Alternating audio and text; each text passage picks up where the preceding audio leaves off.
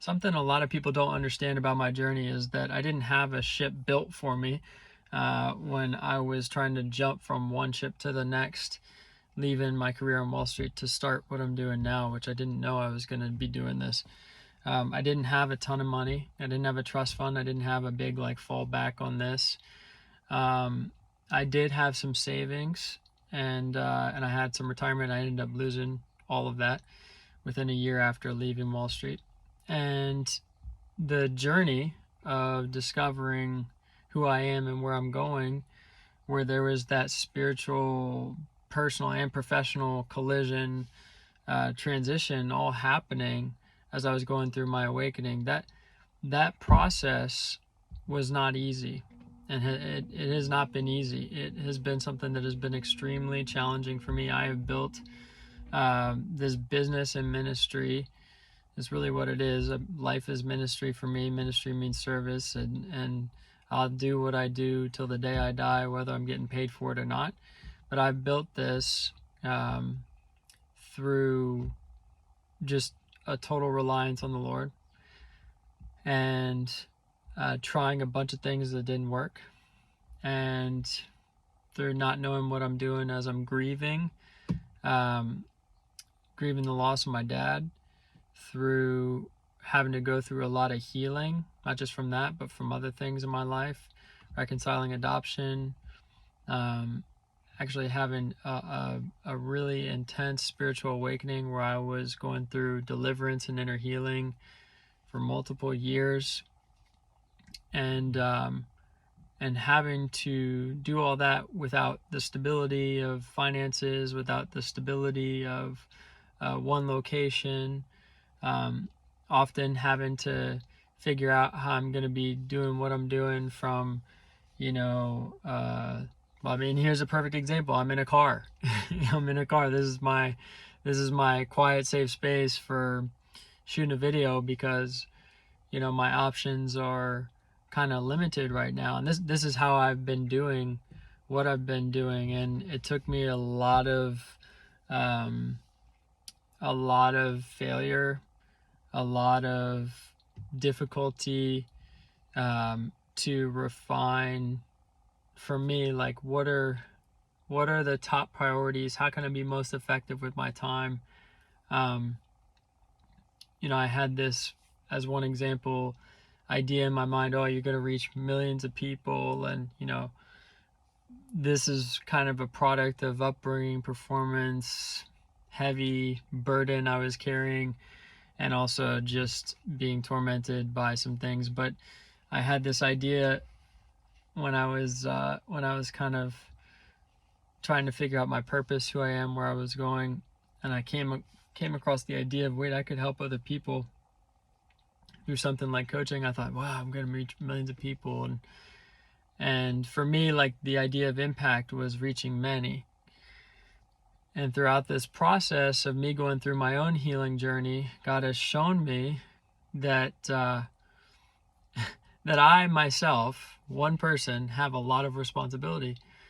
And I had been one of those people who had kind of taken care of everybody else's yard my whole life, and meanwhile mine was dying, turning brown.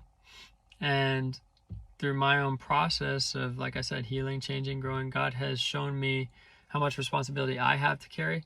And it's really made me not want to have a lot of responsibility for like other people, like reaching others in a way. Not that I don't care to help and impact people, but as I've learned to have more responsibility, as I've learned how much responsibility I have in my own hands, myself, and then I get married and I go, oh my gosh, like now I've got a lot more responsibility. As I've learned that, I've learned, wow, there's so much that I can't handle, and I need you, Lord. I need you, Lord, to help me. I need you to help me not just with my own responsibilities, but also the ones that you bless me with to share with others.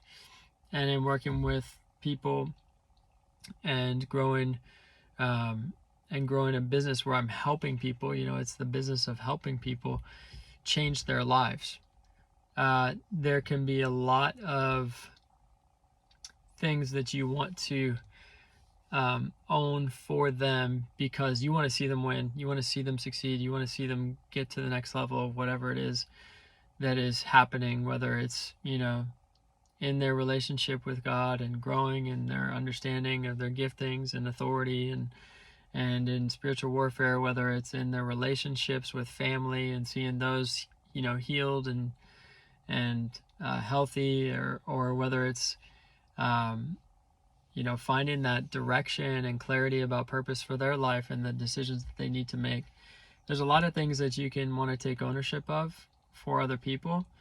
And the Lord's just shown me, like, don't lean on your own understanding. Give that responsibility to me, the Lord. And TJ, like, just do what is within your capacity and let me do the remaining. And what's amazing about that is that I've had very little capacity at many seasons of the last 7 to 10 year journey. I've had very many moments of, like, I need to lay down. It's the middle of the day. I need to lay down. I don't even know how to function and do whatever I need to do, because I was so burned out from just life and poor lifestyle choices, but just things that had built up over time, and I had never really developed the practice of recovery, and my body was starting to really kind of tell me that. And then when you go through traumatic experiences, which I had pretty much every traumatic experience in the book that you can have, major life events, minus my own life, minus losing my own life. I was going through almost all of the major life events in very short times. And so there were a lot of times where I was just laying down on the couch going, Lord, I literally can't do this. I need you to. And it went against every kind of pattern that I had developed, knee-jerk reaction, habit, way of thinking that I'd developed over the years, because I was always the person who wanted to push through, break down, bulldoze my way through challenges or problems, or, if I had a need, I was fully responsible for taking care of that need. And the Lord showed me not only how much responsibility I have to take care of for me, but he also showed me the limitations of my capacity. And so I really learned how to stop striving throughout all of this. And it didn't happen because of one habit, one trick, one schedule change, some online funnel. It didn't happen from anything except realizing that I was limited, and if I was really going to be called into what God had for me, and I'm speaking specifically with work, but even other things like my marriage, even, and if I was really like, God, if you're leading, I need you to help me. And that was kind of my I guess my cry to God in my heart for a long time, is realizing, God, I'm limited. There's only so much I can do. If you really want me to do this, if you really want me to be with this person, if you really want me to do this thing, if you really want me to help these people, I'm limited. You have to help me, because I can't do it on my own. And frankly, like, I don't want to. It's tiring and exhausting. And so I learned how to stop striving through all of those things, through the journey not being easy, through having personal encounter moments, intimate encounter moments with God. It wasn't some religious ritualistic thing, which there's a place for practices and habits and rituals for everybody. But for me, my journey of learning how to let go, learning how to let God lead, learning my own limitations, and how to take ownership of my responsibility without overstretching beyond my capacity, my journey in growing in my margin, my journey in becoming more dependent on the Lord and Holy Spirit leading me, it's happened through difficulty, through suffering, through loss, through challenges, through me not being able to do it all myself. If somebody were to ask me, TJ, how do I start and grow all of this? I can give you a lot of the principles. For example, a new business, I can give you a lot of the principles. But if I were to tell somebody how to replicate what I'm doing, I would not know the exact steps, because so much of what has happened has been God. It's been, I remember, I share this story, I've shared this several times, but I was running events for a while. I started coaching professionally and launched a seminar called Welcome to Yourself, and I started running these events, and that was a good way to get clients. Anyway, I learned I'm not an event coordinator, and I'm not the person who's an event marketer, and I'm the guy I can stand up and share and talk for a while, but and I can definitely help you like see blind spots, tear down strongholds, and have new perspective and change trajectory. But man, getting people to show up to an event, marketing, doing that thing, exhausting yourself through advertising, I was like, that was none of that stuff. I was too tired, didn't know how to do it, wasn't me. And so anyway, I realized that, had a limited capacity there, and I ended up having to cancel an event that I was hosting. So I canceled an event, felt a ton of shame about it, honestly. I was like, man, it's so sad. I had like 2 or 3 people sign up. Well, anyway, one of those people who signed up, after I canceled the event, they went onto my website, booked a call with me. And they were like, I saw your event was canceled and I really wanted to talk with you. So long story short, we ended up getting on the phone. That was 2018. This person and I have been working together ever since, and they were just here this weekend for an in-person client retreat, and it's amazing the kind of relationship we've developed and just how God orchestrated all of that. It's somebody who's definitely encouraged me and inspired me to keep doing what I do. And of course, we've been working for a long time now. It's been 5 years almost, and so of course God's doing something through me with them too.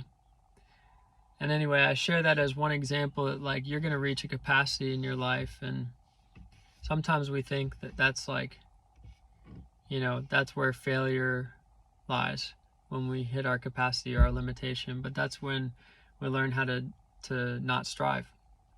That's when we learn how to let God do what we can't. That's when we learn how to accept that we can give Him credit, because we literally could not have orchestrated all of the details for things that happened. And frankly, I'd much rather live my life being able to give God credit, because it's a lot less stressful knowing that I can't control everything, but I do have some control. And like I said earlier, He's shown me my responsibility. But in showing me my responsibility, He's also shown me my capacity. And I just think that there's something in that for people who are trying to figure out, it's like, how do I stop striving? Well, I could tell you, in coaching, there's strongholds. There's things that you have to, really go through, retrace some steps on how you got to where you are, the way of thinking, all of that. And there's practicals too. But just know, like, when you've reached your capacity and you're given the choice, am I going to really trust God and let Him show up for me? Or am I going to try and figure this out on my own, kind of box Him out, and keep living the way I've been living? It's at that point that you have the choice. You have the choice, and you get to make a decision about how you're going to do things. And my suggestion to you is to stop striving. Let God lead. Have Him show you how good He is. He wants the opportunity. He wants the opportunity, and sometimes we just need to create some space for Him to show up.